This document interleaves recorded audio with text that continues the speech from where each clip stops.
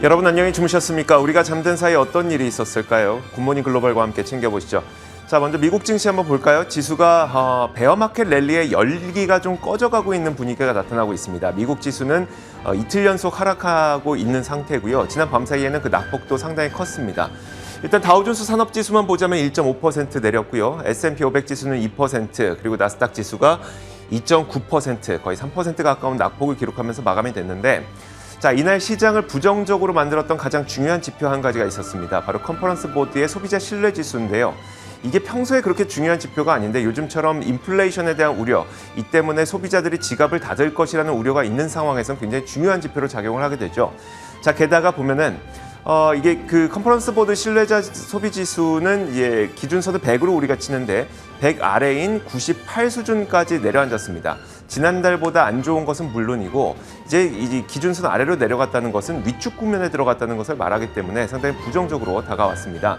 자, 그러다 보니까 이날 뉴욕 연은 총재는 미국 경제가 리세션을 피할 수 있다고 얘기를 했고요. 유럽 중앙은행 총재도 리세션은 오지 않는다라고 얘기를 하고 있습니다만 그럼에도 불구하고 시장에서는 이런 것들을 긍정적으로 받아들이지 못한 채 시장은 결국 베어마켓 랠리가 열기가 꺼져가는 그런 분위기로 마감이 됐습니다. 자, 종목별로는 좀 다른 이야기들도 많이 있으니까요. 어떤 일들이 있었는지 마감 시황부터 한번 살펴볼게요. 최소영 캐스터입니다. 현지 시간 6월 28일 화요일장 마감 상황 전해드리겠습니다. 어제 하락 전환했던 뉴욕 증시가 오늘 낙폭을 더 키우는 모습이었습니다. 장 초반에 상승 출발했던 주요 지수들은 오전 중에 하락 전환했는데요. 이는 실망스러운 소비자 신뢰지수 발표 이후 일어난 일입니다. 그러고 나서 장 막판까지 하락폭을 키우면서 결국 하락 마감했습니다. 다우가 1.56% 하락했고요. S&P 500이 2.01%, 나스닥이 2.98% 하락 마감했습니다. 시장을 움직였던 주요 이슈들 확인해 보도록 하겠습니다. 먼저 미국의 6월 소비자 신뢰지수 발표치부터 전해드립니다. 98.7을 기록하면서 2021년 2월 이후 가장 낮은 수준으로 떨어졌습니다. 이는 5월에 103.2보다 하락한 수치이고요. 전문가 예상치인 100도 밑돈 것이죠. 최근 연준이 공격적인 금리 인상에 나서면서 커진 리세션 우려의 영향이었습니다. 컨퍼런스 보드에서는 6월 소비자 신뢰지수에 대한 12개월 인플레이션 기대치가 약 8%라고 발표했는데요. 이는 1987년 8월 이후 가장 높은 수치입니다. 월가에서는 이 시장을 어떻게 보고 있을까요? 소비와 경제 활동은 여전히 긍정적이지만 소비자 신뢰와 재정 상황, 특히 금리와 관련한 상황을 봤을 땐 앞으로의 경기가 둔화될 것을 암시한다는 분석이 나왔는데요. 그러면서 만약 실제 경기 침체 상황에 돌입한다면 아직까지 경험하지 못한 증시 바닥을 경험할 것이라고 내다봤습니다. 시장 참여자들은 지난주에 상승세 랠리가 지속되기를 바라고 있지만요. 의미 있는 반등을 이끌어낼 만한 뚜렷한 촉매제는 아직까지 나타나지 않고 있습니다. 이번에는 히트맵 열어서 섹터와 종목별 흐름 확인해 보겠습니다. 전반적으로 살펴봐도 에너지 관련주들을 제외하고는 전부 빨간불 켜고 있습니다. 기술 섹터, 커뮤니케이션 섹터, 그리고 소비재 섹터 모두 하락폭이 컸는데요. 상승세에 나타낸 에너지 종목들부터 살펴보겠습니다. 역시나 유가 상승이 영향을 줬습니다. 엑손모빌, 쉐브론, 코노코필립스 모두 올라줬는데요. 옥시덴탈 페트롤리엄이 4% 가까이 올랐습니다. 자세히 살펴보면요. 워런 버핏의 버크셔 해서웨이가 옥시덴탈 페트롤리엄 지분을 추가로 매입한 것으로 드러나면서 시장에 관심이 쏠렸습니다. 이로 인해서 버크셔의 지분은 16.4%로 늘어났는데요. 앞으로도 투자를 지속적으로 늘려나갈지에 대해서 관심이 쏠리고 있습니다. 다음은 나이키 소식 확인해 보겠습니다. 나이키는 월요일장 마감 이후 실적을 발표했었는데요. 실적이 예상치를 웃돌았음에도 불구하고 주가는 7% 정도 하락했습니다. 앞으로의 전망이 우려되기 때문인데요. 코로나 팬데믹 이후의 공급망 차질이 여전한 상황, 그리고 인플레이션 지속으로 인한 수요 감소 상황 역시도 우려 요인입니다. 한편 중국의 코로나19 방역 규제 완화 소식은 여행 관련주들에게 희소식이었는데요. 중국 방역 당국이 밀접 접촉자와 해외 입국자의 격리 기간을 줄이면서 카지노, 그리고 항공 관련주들이 상승했습니다. 라스베이거스 샌즈, 윈 리조트의 주가가 각각 4%, 3%씩 올랐고요. 유나이티드 항공, 아메리칸 항공, 델타 항공 주가도 역시 상승하면서 시장 영향으로 인해서 결국 하락 마감했습니다. 디즈니 주가는 상하이 디즈니랜드가 이번 주 내로 다시 열린다는 소식으로 인해서 1% 넘게 올랐었는데요. 장 막판에는 하락해서 0.7% 하락으로 마감했습니다. 장 마감 후에는 임원 투표를 거쳐서 현 CEO의 임기를 3년 연장하기로 결정했다는 소식도 들려왔습니다. 스피릿 항공은 jet블루 항공에서 인수를 위해 주당 인수 금액을 올렸다는 소식으로 인해서 1% 상승 마감했습니다. 이는 지난주에 경쟁 상대인 프론티어 항공이 인수가를 올려서 제시한 것에 따른 것입니다. 모건 스탠리 주가도 볼까요? 배당금 인상 소식에 1% 가까이 올랐습니다. 어제 방송을 통해서 전해드렸듯이 대형 은행들이 스트레스 테스트를 통과한 이후 잇따라서 배당금을 인상했었죠. 해당 은행들의 재무 건전성에 대한 불확실성이 해소되면서 은행주가 강세를 보일 것이란 기대감도 주가에 영향을 줬습니다. 기술주들 사이에서 혼자 파란불 띄고 있는 퀄컴도 확인해 보도록 하겠습니다. 퀄컴은 3% 넘게 올랐는데요. 한 애널리스트가 애플이 2023년 아이폰에 퀄컴의 모뎀을 사용할 것이라고 전망했기 때문입니다. 퀄컴은 이전에 아이폰 모뎀의 20%를 제공할 전망이라고 밝힌 바 있습니다. 자세한 내용은 잠시 후 애프터마켓 통해서 전해드립니다. 핀터레스트는 시간외에서 크게 뛰어올랐습니다. 6월 29일자로 구글 출신의 빌 레디를 CEO로 선임한다는 소식에 시간외에서 한때 7%까지 급등했고요. 현재는 상승폭 다소 줄어들었습니다. 다음은 상품 선물 시장 확인해 보겠습니다. 국제유가는 상승세 이어가는 중입니다. 독일에서 열린 G7 정상회의에서 프랑스 마크롱 대통령이 미국 조 바이든 대통령을 만나서 전한 이야기가 영향을 줬는데요. 산유국들 가운데 아랍에미리트와 사우디아라비아의 원유 증산 여력이 사실상 거의 없다는 내용이었습니다. 이 두 국가는 원래 추가 생산 여력이 있다라고 알려져 있던 주요 산유국들이죠. 때문에 현재 국제유가 112달러 선에서 거래되고 있습니다. 비트코인은 좀처럼 2만 달러대를 벗어나지 못하고 있습니다. 채굴량 자체도 현저하게 떨어지고 있다고 하는데요. 현재 암호화폐 채굴에 들어가는 전력량이 절정기의 30% 수준밖에 되지 않는다고 합니다. 현재 비트코인 2만 200달러대에서 거래되고 있습니다. 지금까지 뉴욕 증시 마감 시황 전해드렸습니다.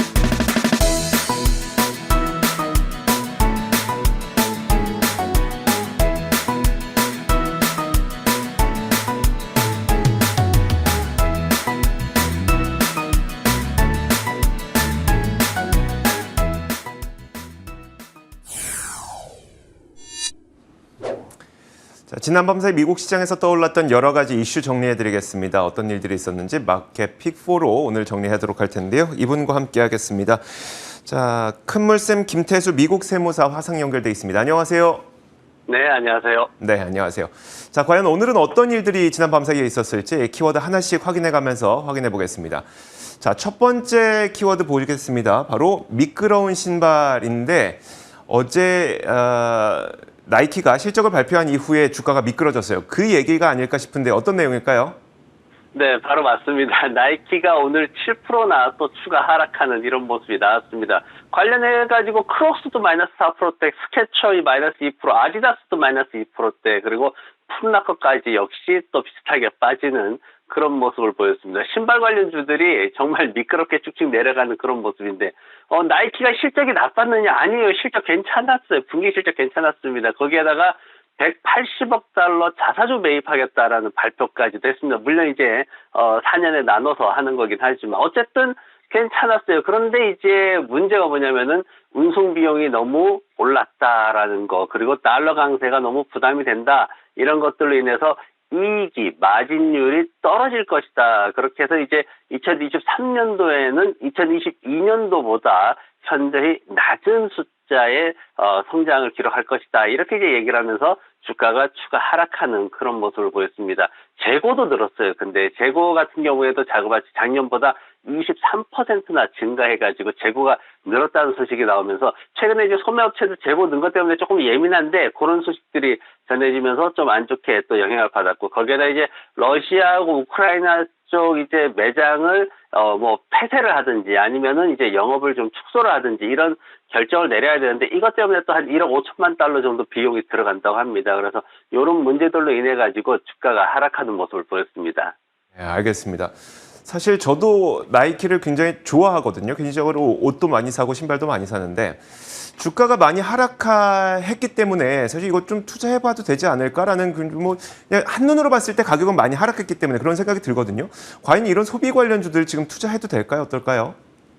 네, 지금 소비 관련주들 이제 크게 보면은 나이키 같은 제조업체들이 있고요. 그리고 타겟 같은 유통업체들이 있습니다. 그리고 메이시스 같은 오프라인 매장들이 있고, 에트시 같은 이제 온라인 매장들이 있는데, 관련된 주가가 전부 바닥에서 헤어나지 못하는, 이번에 올라올 때도 제대로 올라오지 못하는 이런 모습들을 보였습니다. 심지어 지난 저점을 깨고 있는 종목들까지도 나오고 있어요. 근데 이제 문제되는 게 이제 지난밤에 뭐가 나왔냐면 컨퍼런스 보드에서 소비자 신뢰지수를 발표를 했는데 이게 좀 많이 떨어졌어요. 100 밑으로 떨어졌습니다. 1985년도에 처음 설정할 때 100부터 시작을 했는데 그 아래로 떨어졌으니까 심리가 그만큼 안 좋다라는 얘기인데 98.7이 나왔죠. 이게 지난 21년도 지난해 2월 달 이후에 최저 수준으로 그렇게 나왔습니다. 그래서 지금 보면 이제 소득이라든가 기업, 노동 이런 부분에 대해서 지금 그 기대지수가 좀 급락하는 그런 모습을 보였는데 2013년도 3월 이후에 최저 수준으로 그렇게 떨어졌습니다. 세부적으로 보면은 조금 더 안 좋은 그런 항목들이 있죠. 그래서 제조업체와 판매업체들의 지금 창고에 보면은 재고가 쌓이고 있어요. 이런 문제들에 대해서 어떻게 처리가 될지, 그리고 소비자들의 심리적인 기대치가 회복이 되는 모습들, 이런 거 좀 확인하고 들어가면은 그때 들어가도 늦지 않을 것 같습니다. 네, 알겠습니다. 자, 이렇게 나이키가 어제 실적 발표된 이후에 실적 자체는 그렇게 막 부정적이지 않았기 때문에 시간의 거래에서도 소폭 오르기도 했었거든요. 그런데 이제 본장 들어서자마자 나이키가 크게 하락하는 모습을 보였습니다. 그 이유와 앞으로의 전망까지 좀 들어봤고요.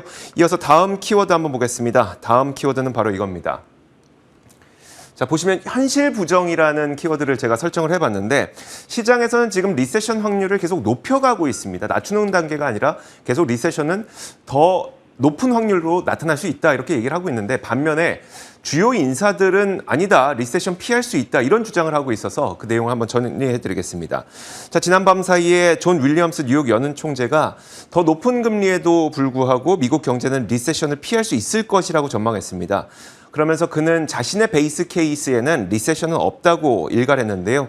그는 미국 경제는 강하다면서 금융 환경이 가혹해지기 때문에 작년에 비해서 성장률이 둔화되겠지만 그게 리세션은 아니다. 이렇게 지적을 했습니다. 그러면서 이번에 구체적인 수치도 좀 제시를 했는데요. 올해 그는 미국의 경제 성장률이 1에서 1.5% 정도 성장할 것으로 전망했습니다. 그러면서 그는 성장 속도가 둔화되는 것은 인플레이션의 안정을 오히려 가져다 줄 것이다. 이렇게 전망을 했습니다. 자, 이런 가운데 그 전에 나왔던 뉴스가 한 가지가 더 있었죠. 라가르드 유럽 중앙은행 총재 역시 리세션을 피할 수 있을 것으로 전망했는데요. 지난밤 사이 크리스틴 라가르드 유럽 중앙은행 총재는 유로존의 리세션 가능성을 일축했습니다. 그는 향후 2년 동안 유로존의 성장률 전망치를 하향 조정하지만 여전히 플러스 성장률을 기록할 것으로 전망을 했거든요. 자, 그렇게 보면은 시장 참가자들은 계속 리세션 확률이 높아진다고 전망을 하고 있는데 주요 인사들은 또 리세션 가능이 낮다고 연준 총재들은 말을 하고 있어요. 이게 투자자들에게 어떤 의미가 있을까요? 네, 일단 이제 뉴욕이라는 지역의 특징이 그동안 이제 그 뉴욕 연은 총재가 거의 이제 연준 총재 발언에 준하는 수준으로 이렇게 신뢰도를 갖는 그런 게 있습니다. 그러다 보니까 뉴욕 연은에서는 일반적인 상황에서는 대부분 이제 그레이트 아메리카, 이제 위대한 미국을 표방하는 그런 발언들을 많이 합니다. 그래서 뭔가 자신감을 불어주는 그런 걸 많이 하는데, 일단 이제 침체에 대해서 조금 정의하는 분야가 좀 달라요. 왜 그러냐면은, 언론 쪽에서는 뭐, GDP가 2분기 연속 하락하면 침체다. 그렇기 때문에 지금 침체가 눈앞에 와 있다. 이렇게 표현을 하는 경우가 많고, 경제학자들 같은 경우에는 이제 경기 사이클을 가지고 이제 고점과 저점, 이런 확장과 수축 기간을 가지고 이제 얘기하는 경우가 많습니다. 그러다 보니까 앞으로 12개월 안에 침체가 다가올 수 있다. 이런 표현을 쓰는 거죠. 그리고 공식적으로 이제 미국에서 침체라는 단어를 정확히 쓰는 그 시점은 언제냐면은 이제 연방경제연구원 있죠. NBR에서 실질적으로 이제 GDP가 2분기 연속 하락하는 요 수준이 아니라 더 이제 경제 전반에 걸쳐가지고 노동시장이라든가 아니면은 생산이라든가 소매라든가 이런 것들을 전반적으로 봤을 때 수개월 이상 지속됐을 때 이제 그때 침체라는 단어를 쓰거든요. 그래서 지금 이제 뉴욕 연은 총재나 아니면 다른 분들이 말을 하는 거는 어디까지나 이 연방경제연구원의 입장에서 정확하게 역사에 기록될 수 있게끔 그렇게 침체라는 용어를 쓸 수 있는 게 언제냐라는 기준으로 봤을 때 아직까지 이런 그 미국 경제가 성장이 그래도 1%라도 플러스권에 있는 한 아직까지는 침체라는 단어와는 거리가 있다. 이제 이렇게 표현이 되는 것 같고요. 다만 이제 지금 최근에 이제 언론에서 정의하는 침체 쪽에 굉장히 이제 투자자들이 좀 집중하고 있죠. 시장에 집중하고 있기 때문에 그러다 보니까 변동성이 오히려 또 더 커지는 상황이고 그래서 이런 분들이 이제 좀 나서가지고 그런 어떤 변동성을 좀 안정시키기 위해서 발언을 하는 게 아닌가 개인적으로 좀 그렇게 보고 있습니다. 알겠습니다. 자, 이어서 다음 키워드 한번 보겠습니다. 다음 키워드는 뭐냐면 바로 이겁니다. 자, 채찍 효과라는 키워드인데 사실 이 내용만 보고는 어떤 말인지 모르겠거든요. 어떤 내용일까요? 이게 조금 이제 어려운 개념일 수 있는데, 근데 시장에 대해서 조금 다르게 볼 수도 있다라는 측면에서 한번 보시면 좋을 것 같습니다. 그 영화 빅쇼트라는 그 영화 아실 거예요. 마이클 버리라는 사람이 그 헤지펀드 운영하면서 굉장히 그때 부동산 버블을 예상을 하고 그쪽에다 이제 투자를 해가지고 엄청나게 돈을 번 그런 스토리인데 그분이 지금 나와가지고 이 채찍 효과에 대해서 얘기를 하면서 어떤 그 코로나로 인한 뉴 노멀 시대 이런 것들 때문에 굉장히 크게 시장이 달라질 수도 있다라는 측면에서 얘기를 해가지고 지난밤에 굉장히 이 부분이 논란이 많이 됐습니다. 어떤 상황이냐면은 채찍 효과라는 거가 지금 소매업체들이 재고가 쌓였다 그러는데 지금 보면은 생산업체들이 예상하는 시장 그리고 소매업체들이 보는 시장 소비자들 입장에서 보는 시장 이런 것들이 조금씩 어긋나고 있는데 계속해서 물건이 쌓이다 보니까 이 재고를 처리하는 데 있어가지고 서로 간에 굉장히 심각한 어려움이 생길 것이다 이런 얘기를 지금 하고 있는 거고요. 그리고 또 하나는 뭐냐면은 이제 연준의 어떤 입장이 바뀔 수 있다 이런 걸 이제 얘기를 하는데 지금 타겟 같은 경우에 반품을 원하는 고객에 대해서 즉시 제품을 받는 게 아니라 제품을 좀 갖고 있어 주세요라고 얘기를 합니다. 뭐냐면은 시간을 벌면서 창고에 재고가 쌓이는 걸 막아줌으로 인해 가지고 시간을 가지고 재고를 줄이는 이런 어떤 전략을 쓰고 있고 거기에다가 대대적인 할인 행사도 또 시작을 했습니다. 가격이 굉장히 낮아지는 거죠. 그러면서 물가 수준은 바로 하락을 할 수 있다라고 보는 겁니다. 그런데 이제 경기 침체는 다른 국면에서도 계속 되는 거고요. 이 상황이 이제 인플레이션이 아니라 디플레이션으로 물가가 떨어지고 경제 활동이 침체되는 상황, 이런 상황으로 갈 수 있다라는 거죠. 그렇게 되면은 유통업체들 같은 경우에는 수익성 개선을 위해서 이제 대량 해고에 나서야 되는 그런 상황을 이미 하고 있는 상황이 있고요. 그러면 노동시장 자체도 여기에서 더 불안해질 수도 있고 연준에서도 지금 그 부분을 가장 우려하는 거고요. 그러면은 만약 이런 상황이 지속이 된다라면은 연준은 금리 인상을 9월달 FOMC에서는 잠깐 중단을 할 수도 있다라는 그런 가설이 이제 성립이 되는 겁니다. 그래서 오히려 연준이 물가를 어떻게 내려야 되지? 이 부분을 고민할 수도 있다라고 이제 버리는 그런 식으로 이제 가설을 이렇게 잡은 거죠. 그러면서 그 배경으로 잡은 게 뭐냐면은 미국의 화폐 유통 속도가 역사상 최저 수준으로 지금 떨어져 있다. 이 데이터를 근거로 해가지고 이런 것들이 경제 침체에 관해서 이제 좀 풀어놓은 그런 내용입니다. 그래서 지금 시장이 모두가 이제 인플레이션이나 이런 측면에서 집중하고 있는데 조금 전에도 이제 어떤 경기 침체 국면을 비껴갈 수도 있다라는 측면에서 얘기를 했지만은 이런 것들이 뭔가 잠깐 핀트가 안 맞아서 어그러질 경우에는 지금 이 머리가 말한 것처럼 디플레이션에 대한 그런 것들이 시장에 다가와서 오히려 시장이 더 혼란이 생길 수도 있는 그런 스토리로 갈 수도 있기 때문에 그런 부분에 대해서 투자자들한테 이제 채찍 효과를 경고를 했습니다. 그러니까요. 저도 이제 마이클 버리가 곧 연준이 경로를 바꿀 수 있다라는 키워드로 이제 트위터를 올린 걸 보고 좀 너무 과격한 자신만의 생각 아닌가라고 생각을 하기도 했지만 방금 설명을 들어보니까 좀 이해도 되는 것 같기도 하고요. 게다가 또 돈을 벌어본 사람이기 때문에 이 사람의 말을 그냥 단순히 무시하기는 또 어려운 측면도 분명 존재합니다. 자, 그렇다면 마이클 버리는 어떤 포트폴리오를 갖고 있을까요? 분명히 이런 것에 대비를 하고 있을 것 같은데요.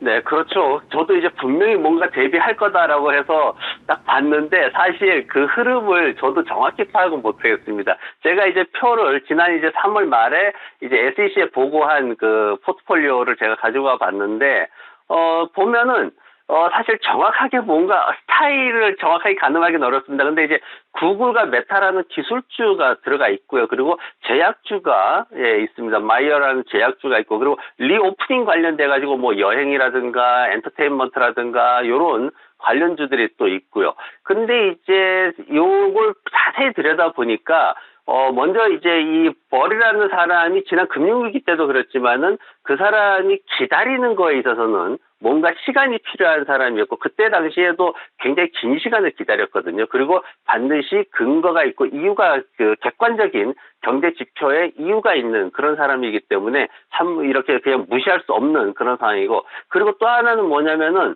최근에 액티비티를 봤을 때 전 종목이 바이라고 돼 있습니다. 하락에도 꾸준히 매수를 하고 있다라는 게 가장 중요한 포인트 같고요. 그리고 이 상황에서 버리가 얘기를 했던 거는 뭐냐면은 워렌 버핏의 옥시덴탈 투자나 이런 것들에 대해서 굉장히 높게 이렇게 평가를 했습니다. 그러면서 훌륭한 투자자가 되려면 자신의 스타일에 맞춰야 한다. 그래서 워렌 버핏을 높게 지켜 세웠는데 본인의 어떤 지속적인 매수 전략 그리고 워렌 버핏이 어떤 가치주 투자의 전형적인 전략을 구사했던 옥시덴탈 투자 이런 것들을 통해 가지고 뭔가 지금 현재 상황이 새로운 기회다라는 관점에서 좀 보고 있는 게 아닌가 저는 개인적으로 그렇게 추정을 했습니다. 네, 알겠습니다. 자, 이렇게 세 번째 키워드까지 살펴봤고요. 이어서 마지막 키워드 보겠습니다. 마지막 키워드는 바로 이겁니다. 손바닥 안이라는 키워드인데 우리가 당신은 내 손바닥 안에 있어 라는 이야기를 표현을 많이 하죠. 그와 관련된 내용입니다. 자, 일단 애플과 관련된 분석을 굉장히 잘하기로 유명한 권밍치 애널리스트가 내년 아이폰에도 애플이 자체 개발한 5G 칩이 아니라 퀄컴의 5G 칩을 탑재하게 될 것이라는 분석을 내놓았습니다. 그러면서 퀄컴의 주가는 이날 3% 넘게 상승했고요. 그는 이날 트위터에서 자신이 최근 조사한 바에 따르면 애플이 아이폰에 탑재하기 위해서 개발하고 있는 이 통신칩의 개발이 좀 잘 안 되고 있는 것으로 보인다면서 그렇기 때문에 내년 말까지는 애플이 자체 칩이 아니라 퀄컴의 5G 통신칩을 탑재하게 될 것이고 퀄컴은 그때까지는 애플의 독점 공급업체가 될 것이다 이렇게 전망을 했습니다. 애플은 사실 2019년에 퀄컴과의 특허 분쟁을 끝내면서 인텔의 모뎀 사업부를 인수한 바 있습니다. 다시 말하면 애플은 5G 통신칩을 자체 개발하겠다는 의지를 분명하게 보여준 거죠. 자, 그러면서도 퀄컴은 이미 애플의 의존도를 낮추겠다는 의지를 또 천명하기도 했어요. 지난 실적 발표를 당시를 보면은 퀄컴은 투자자들에게 내년에 20% 정도 수준이 될 애플의 의존도를 내후년에는 10% 수준으로 낮추고 차츰차츰 그 애플 의존도를 낮춘다는 계획을 공식적으로 실적 발표 자리에서 공개하기도 했었거든요. 하지만 결국 적어도 내년까지는 애플이 통신칩 부문에서 이 퀄컴의 손바닥을 벗어날 수 없다는 데에 투자자들은 일단 반응을 한 것으로 보입니다. 자, 그렇다면 이제 퀄컴에 대한 미래가 조금 더 긍정적으로 보이기 때문에 이게 퀄컴에 투자해볼 만할까라는 생각이 들거든요. 월가의 시각은 어떨까요? 네, 퀄컴을 비롯해가지고 관련된 비슷한 사업을 하는 반도체 쪽에 대한 투자 의견이 사실 6월 달 들어서 심각하게 이렇게 떨어지는 모습을 볼 수가 있었습니다. 애널리스트들이 지금 지난달하고 이번 달하고 그 애널리스트들 평가 내린 애널리스트들의 숫자만 보더라도 지금 40%가 줄어버렸어요. 보유 의견도 지금 56%나 되기 때문에 거의 뭐 중립 수준에서 별다른 큰 어떤 의견 동향을 보이지 않는다라고 평가하는 게 맞고요. AMD 같은 경우에는 지금 매도 의견까지 지금 나오고 있는 상황이기 때문에 그다지 지금 월가의 어떤 그런 시각은 호의적이지는 않는 그런 모습입니다. 퀄컴의 이번 그 주가 상승에 대해서 애플에서는 논평을 거부했죠. 그러면서 이제 고점 대비해서 좀 밀려가지고 한 3%대 상승 마감을 했는데 장마감 후에도 뭐 특별히 변동은 보이지 않고 있습니다. 그리고 또 하나 이제 제가 생각하는 거는 애플이 칩 개발에 실패를 했다라고 공식 선언하면 반도체주들은 또 한 번 다 흔들릴 수밖에 없습니다. 시장 전체가 휘청거리는데 왜냐면은 성장성이라는 것에 대해서 기술의 개발이라는 것에 대해서 한계가 왔나? 어떤 그런 측면에서 또 부정적인 시각이 있기 때문에 그리고 또 하나는 제가 한국인이라서 하는 얘기가 아니라 퀄컴이 너무 이제 혼자 이렇게 축배를 든 것 같은데 애플 관계자들이 이미 한국 쪽 투어를 다 했거든요. 삼성부터 해가지고 다양한 그 반도체 기업들 투어를 다 했는데 삼성을 비롯해서 한국 기업들이 노리고 있다는 것도 간과할 수 없는 그런 상황인데 퀄컴이 너무 일찍 혼자 시원하게 축배를 든 것 같습니다. 근데 이제 반도체 관련 주식들에 대해서 생각할 때 이제 중요한 게 뭐 애플 납품 이런 이벤트가 아니라 제가 봤을 때는 퀄컴뿐만 아니라 AMD라든가 엔비디아, 인텔, 마이크론 테크놀로지 뭐 이런 주식들이 전부 바닥에 있다는 거예요. 지금 분명히 저가 매수의 매력은 분명히 있다라는 거죠. 근데 이제 지금 상황이 매출과 수익의 성장이 좀 지속되는 흐름이 있습니다. 1분기까지는 적어도 그 흐름이 계속 올라오고 있는 그런 상황이에요. 요게 이제 꺾이지 않는다면 적어도 유지를 해준다라면은 그렇다면은 지금 시장 흐름에 의해 가지고 하락한 주가는 분명히 저가 매수의 매력이 충분히 있다라는 거죠. 근데 이제 시장이 너무 불투명하다라는 거죠. 시장이 더 하락할 수도 있고 우리가 아직 바닥을 보지 못한 상태일 수도 있고 뭐 공식적으로 마이너스 7% 정도 S&P 500이 더 빠진다 이런 얘기를 하는 기관들도 많이 있고 그러다 보니까 앞서 말씀드렸듯이 워렌 버핏이 2019년도부터 이렇게 장기간 가치 투자 전략을 세워가지고 매수를 하고 이렇게 했듯이 우리도 이런 종목들에 대해서 서두르지 말고 좀 분할해가지고 제품들 판매 동향, 2분기 실적 나오는 동향 이런 거 보면서 지금 매수를 하고 또 그때 다시 매수할 수 있게끔 분할 매수할 수 있는 전략을 좀 짜면은 그래도 충분히 저가 매수의 기회는 있다라고 저는 그렇게 생각을 합니다. 네, 알겠습니다. 자, 이렇게 지금까지 지난 밤사이 어떤 일들이 있었는지 살펴봤습니다. 애프터마켓이었고요. 큰물쌤 김태수 미국 세무사와 함께했습니다. 고맙습니다. 네, 고맙습니다.